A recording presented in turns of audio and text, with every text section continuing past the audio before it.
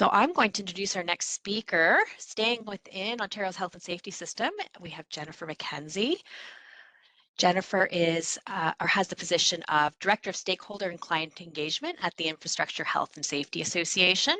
She's been there at the IHSA for 8 years. She achieved her Occupational Health and Safety Certificate at Algoma College and earned Canadian Registered Safety Professional in 2016. Before IHSA, Jennifer had over a decade experience as a health and safety professional in the construction and industrial sectors. During her career, she primarily focused on overseeing health and safety aspects related to renovation, hospital, and demolition projects with an emphasis on vehicle and equipment hazards. And she's trained and contributed to the development of IHSA's signaler and TCP, as well as traffic control temporary work zone training programs. Her involvement extends beyond her primary role. She is also an active member in the Labour Management Network, holding advisory status under Section 21 of the OHSA, or Occupational Health and Safety Act, for the last 10 years. She's also been engaged in the CSA Group Research Advisory Panel meeting for women and PPE research, which is very important because PPE does not always fit women the same as it does men. You can't just shrink it down. And she chaired the Health and Safety System Partners of Eastern Ontario Committee and served as a management representative on IHSA's Joint Health and Safety Committee. Additionally, Jennifer holds the role of alternate member on IHSA's Mental Health Committee and serves as chair of the Canadian Federation of Construction Safety Association's National Construction Safety Officer Committee. So we are so very lucky to have Jennifer here today. Thank you, Jennifer. Thank you, Krista, and thank you for having me. This is wonderful. I'm just going to get my screen shared here. Can you just let me know, make sure you can see that okay? I can see that just fine. Wonderful, perfect, thank you. Thank you very much for having me. I really appreciate everybody taking the time to kind of learn about occupational health and also what we do throughout the province. So just to give you a little bit of an overview of who IHSA is, in case you're not familiar with us. So IHSA, the Infrastructure Health and Safety Association, is one of the health and safety associations in Ontario. We serve particularly the following industries: so construction, electrical utilities, aggregates, natural gas, ready-mix concrete, and transportation. And our focus is on workers and keeping our promise to provide them the tools to work safe. So as part of Ontario's health and safety system, we are recognized by the Ministry of Labour, Immigration, Training and Skills Development, the Ministry of Colleges and Universities, the Ministry of Transportation, and the Workplace Safety Insurance Board as designated trainers and consultants. So you can be rest assured that the training you get from IHSA does meet our regulatory requirements and compliance standards. We also work very closely with our industry partners and labor associations through the Labour Management Network, which is an industry-based advisory council and has 2 provincial labor management safety committees that have Section 21 status. In addition, we are also participants on the Occupational Illness Prevention Steering Committee, involved in the Co-Exposures Project Advisory Committee from the Occupational Cancer Research Center, and as well on many CSA committees. And so what I'm here today to talk to you about is really about what are the resources that IHSA has that can help and assist you in your day-to-day work, and reviewing the hazards, particularly to occupational hygiene. Wanted to open it up. I'm sure many of you have heard about Ontario's silica control tool. So wanted to just mention a few of the resources that we have to help and support the reduction of silica exposures in the workplace. So we do have a dedicated webpage that has many different resources, including frequently asked questions on silica itself, as well as the silica control tool. We have a link to our on-demand webinar on how to use the tool, as well as the direct link to the tool. In addition, our occupational hygienist, Jasmine Kelsey, has been traveling the province, presenting and promoting this tool to our labor management committees, as well as other interested organizations or groups, and has participated in many conferences, including the NCSO conference as well. So we're really trying to get the word out about, one is people being able to identify the silica hazard, and then realizing that there are many tools and resources available to them to help and control those exposures. In addition, we have our occupational health topic page. So we have a whole topic page specific to occupational health, which, as you can see on the screen, includes information on legislation and guidelines that are available that workers should know about. Key biological hazards, chemical hazards, and physical hazards. And each one of these will take you to a whole host of different resources to help you address each one of them. So we know on the construction side, washroom hygiene has been a huge discussion over the last many years. So we are continuing to add a whole host to our washroom hygiene, as well as many of the other subjects that you can see here. With that being said, for those of you that are coming particularly from the construction sector, is stay tuned. We are hoping to have our FAQ out on some additional washroom hygiene requirements that are now in effect as well in legislation. So stay tuned. Hopefully next week you'll see some new resources available. In addition, we have safety talks. So we have, as you can see, a whole host of safety talks on many different hazards. Some of them you can see that are fairly new. Many of them have been around for a while, but have been regularly updated. So we haven't included the new, but we have updated them. So just kind of, some of the things that people may not always think about. Obviously, we know infectious disease. We've had a lot of discussion on that over the last few years, but insects, bites, and stings, looking at different poisonous plants. And I know we're getting into the winter months. However, these are things that we do need to plan in advance for when we are looking at the work that we're going to be doing in the area that we're going to be doing it in. So many different safety talks. These are ones that you can print off, and then supervisors or workers or joint on safety committee members can utilize to help them have that discussion with the workers. In addition, we have many e-learning courses. So the e-learning courses that we have will provide you a certificate at the end of it. So right now we have one on carbon monoxide in construction. We have heat stress in construction, basic skin care in construction, as well as asbestos awareness, basics of silica, and then occupational health in construction as a general e-learning program. So we are continuing to add e-learning courses as they become available to our e-learning platform on our website. So please feel free to continue to check in regularly. And if there's something that you don't see and you're like, hey, I'm really looking for a new resource, I'm looking for information, just reach out to us, because we have Jasmine and we also have an occupational disease labor management committee that is always working on new resources that the industry is looking for, and we'd be more than happy to help build new resources for you. In addition, we have a few instructor-led courses. So these are courses that are only available in person, which include our asbestos abatement supervisor, as well as our asbestos abatement worker programs. And then our asbestos worker and construction hazard awareness program, which is a half day. This is very similar to our e-learning program. However, it is in person. And this is really about giving individuals a generic overview of what is asbestos? Where can it be found? What are the different types of abatement? What should we be seeing when we are looking at asbestos abatement happening? It doesn't give you the ability to do the abatement. You would have to do the work or the supervisor program. But it does give you a really good general awareness as to what is asbestos and where can we find it. And I always say this is one of, I think, my favorite courses, because you walk out knowing where it could be, which is the first step in being able to recognize a hazard, is knowing where that hazard may be hiding. So in my opinion, this is one of the really good courses that I would recommend to anybody who realistically is working in a workplace that is potentially older, doing any type of renovations or construction activities. We also have a podcast channel. So if you haven't listened to our podcast, we have almost 100 podcasts currently right now, and continuing to add every couple of weeks. So we have listed the ones here specific to occupational health. So we do have a generic occupational health podcast. And then in addition, we also have ones on heat stress, noise exposure, silica exposure, working outside in the Canadian winter, which is obviously one that we're getting into today. I'm not sure about where everybody else is, but I woke up to snow on the ground.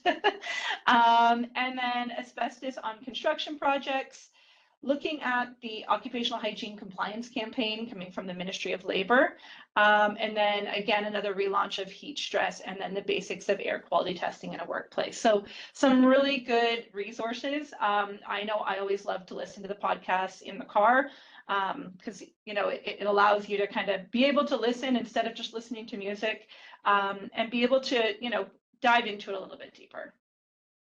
And then in addition, we have our YouTube page. And so this YouTube page with our Safety Talk video started a couple of years ago. And there was a particular focus at the beginning to help and assist with the compliance campaigns. However, we have over the last few months started to bring more types of hazards into the Safety Talks. So we've actually recorded quite a few Safety Talks in the occupational health side over the summer that are going to be released over the next few months. So although most of them that are here are more of the construction-based physical safety hazards, we do have ones on noise as well as silica, as well as respiratory protection that will be coming out very shortly. So stay tuned. There is going to be some great videos specific to occupational hygiene. And just to let you know, these are short Safety Talk videos. So we know everything is changing. How we learn is changing. How we listen is changing.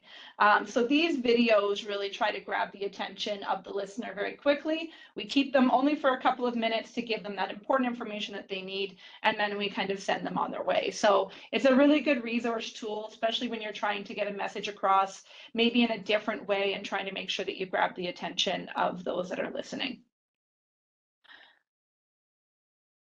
At IHSA, we also do a couple of different types of assessments, and these are specifically done with Jasmine. So we do air quality exposure assessments.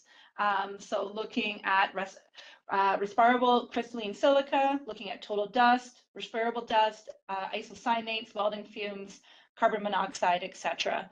And then we also do noise exposure assessments. So doing a comparison against what the occupational exposure limits are.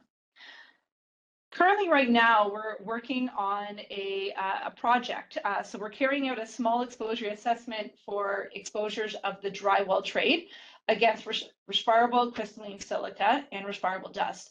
And we focus on the following specific tasks. So boarding, rough sanding, and then looking at the fine sanding. So the focus of this will be on the commercial side, and then we're also going to be looking at the residential side. And we're looking to wrap up the commercial side very soon and be looking to get into and complete the residential sector in the near future. We also have completed our first set of sampling for the commercial pole sanding. So definitely lots of new information that's going to be coming down the pipeline as we continue these assessments. And then one of the other things that we have, and this is a great toolkit, we've had it for years, it has been updated, it is continuing to be updated, is a lot of times workers will go to their doctor and they'll be like, yeah, I'm just, maybe not feeling well. I might have some different symptoms that I'm not really sure what it might be. This diagnostic toolkit is really helpful for not only the worker, but for the physicians that the workers are going to see. So this is a physician's guide to the common exposures based on the trade workers that they often face. So based on the trade, it will then list what are the potential exposures that worker may come into account with based on what their trade is. So for example, if I'm a pipe trade worker, it would have asbestos listed, as well as many other different items listed there. But it's a way for us to be able to inform the physicians as to what it is that you're doing day to day and what it is that you might have been exposed to. So it includes the common hazards, it includes outcomes and criteria for physicians and primary healthcare providers to consider making, and it adds an educational piece. It adds that awareness so that workers as well as healthcare providers can have a better understanding as to what it is that they're doing every day that might be affecting their health. And we also have coming soon, not released yet, but will be very shortly, a strategy for preventing exposures to occupational health hazards. And this manual is designed to help workplace parties on construction projects comply with the regulation for the control of exposure to biological and chemical agents. So Regulation 833. And it provides guidance on the assessment and control of exposures to biological and chemical agents, including air monitoring, the hierarchy of controls, and the use of personal protective equipment. And this information is intended as like a general guideline only. Again, it's to help guide us in the right direction. And then heat stress. So although I know we're getting into the cold weather, we do have many different resources on heat stress, and it's quite common in our industries that we serve. So we're promoting the heat stress toolkit on our website. It's also, we have a whole heat stress webpage, which includes posters and infographics, safety talks, and then stay tuned for many more resources to come. You may not have heard, but there is a new bill, Bill 222, called Heat Stress Act, which was announced yesterday. So we'll definitely start to see some more resources and some more information coming out about heat stress in the near future. And then I just wanted to bring to your attention a new campaign that we're launching. So we did launch this last week with a full launch coming in the next couple of weeks. But I wanted to just kind of give you a high-level overview. So we have a new campaign on See Something, Say Something. This is to align with our Keep Your Promise. So if you're familiar with IHSA, we've had a Keep Your Promise campaign going on for many, many years, which has been about workers keeping their promise to their loved ones to return home at the end of the day. So to ensure that you're working safe. The See Something, Say Something campaign is part of our Keep Your Promise. However, we're focusing on the person working next to you. We're focusing on keeping your promise to the worker that's working next to you and making sure that all workers on the job sites come home at the end of the day or at the workplace. And this is really, it is for all sectors, and I'll show you some highlights here in a minute.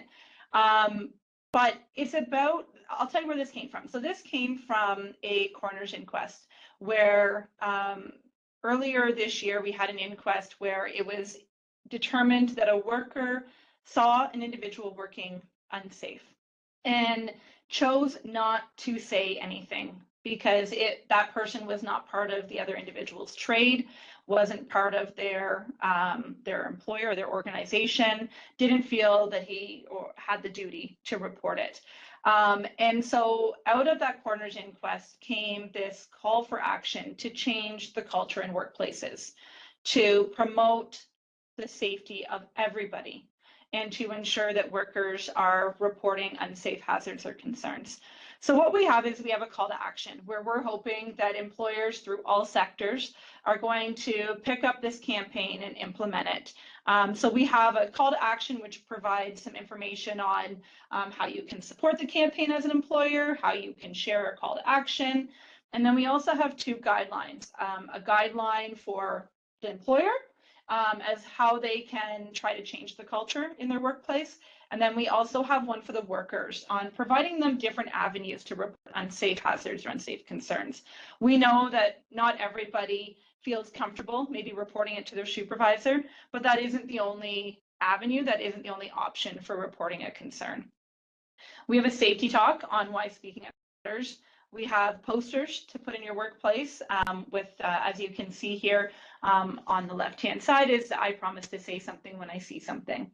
And then we have two stickers. And again, the one sticker is just kind of the overall campaign of the Keep Your Promise.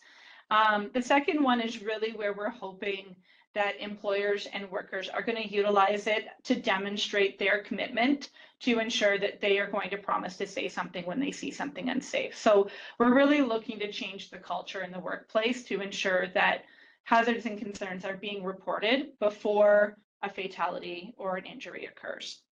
And so to support it, we also partnered with Threads of Life and developed 5 short but very impactful videos on the messages from families who have lost a loved one due to an occupational illness, disease, traumatic fatality. And what their story is, but also what their message is. So I will say a little trigger warning is if you are watching them, they are only about 2.5 minutes long, but they will pull on your heartstrings. And that is the intent, is to get people thinking about that I need to make a change, or I need to, speak up and say something.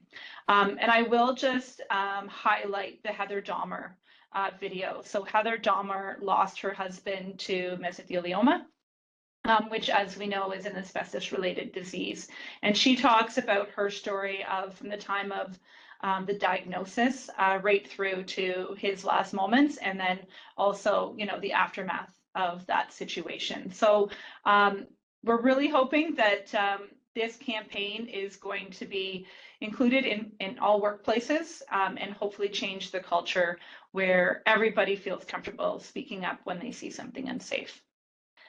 And then the last thing I just wanted to note is there's many different ways that you can stay connected with us, whether it be through our LinkedIn or our X or our Facebook pages, on YouTube and Instagram. Feel free to follow us. And if you ever have any questions in regards to occupational hygiene, please feel free to reach out to Jasmine Kelsey, who is our occupational hygienist. Unfortunately, couldn't be with us today, but her phone number as well as her email address are there for you. And the slides will be available to you. I have provided them to Krista, so they will be available for you, so you can have all this information as well as the QR codes and the contact information. And so I'd like to say thank you very much for listening to my quick spiel of who IHSA is and all of the different resources that we have available to you to help you identify and control occupational health hazards. Okay, thank you, Jennifer. I will just add that the website for Infrastructure Health and Safety Association has a lot of wonderful resources. Their website is ihsa.ca, and I've also put that in the chat for those who are watching live. If you have any questions, please go ahead and put them in the chat or put up your hand if you'd like to ask live.